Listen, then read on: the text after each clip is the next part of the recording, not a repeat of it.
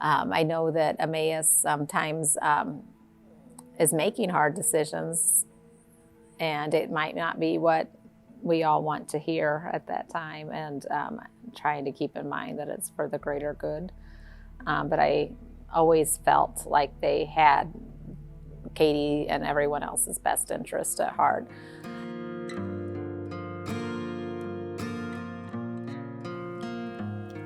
In March of 2020, Emmaus started taking serious measures to keep loved ones like Julie's daughter Katie healthy and safe during the COVID-19 outbreak.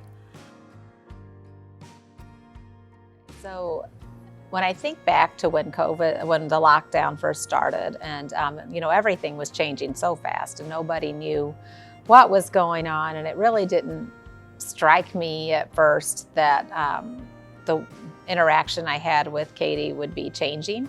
Emmaus was trying to figure it out. We were trying to figure it out.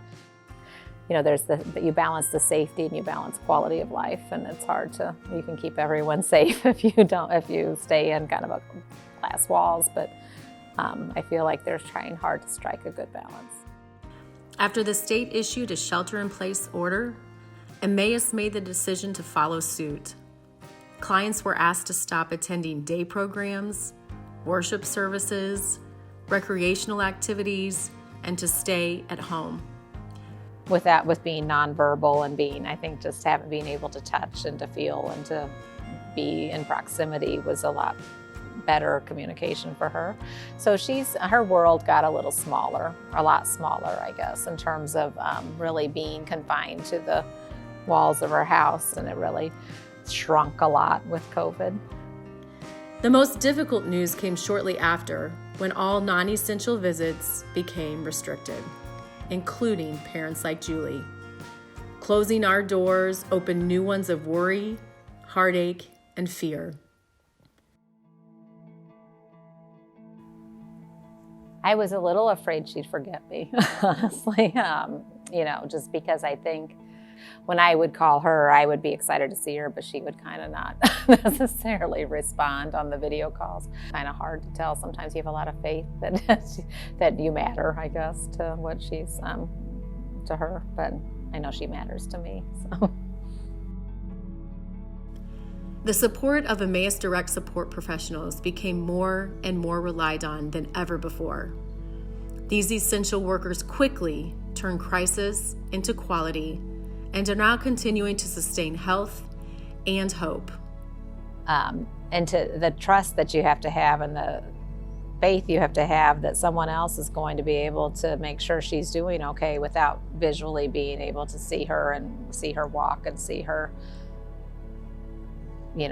eat and know that she's okay, is difficult, or it was a challenge. It still is a challenge sometimes to be able to know that, trust that she's in good hands. I can't express how thankful I am for the staff at Emmaus. They really are making such a big difference in her life and so many lives, and are really essential workers. They're heroes in my book, and the way that they show up all the time on, just putting the care of Katie ahead of sometimes of what they could be doing with their own families and with their own lives, and having to make a lot of sacrifices, and to know that that's taken care of, and that their physical needs but also emotional needs are being met during that time. Having people there for Julie's daughter Katie doesn't just happen automatically. It takes a lot of people behind the scenes, and it takes your donation. At least 15% of every hour of support provided comes from your giving. If those gifts don't show up, it puts our clients at risk of not having someone there when they need them the very most.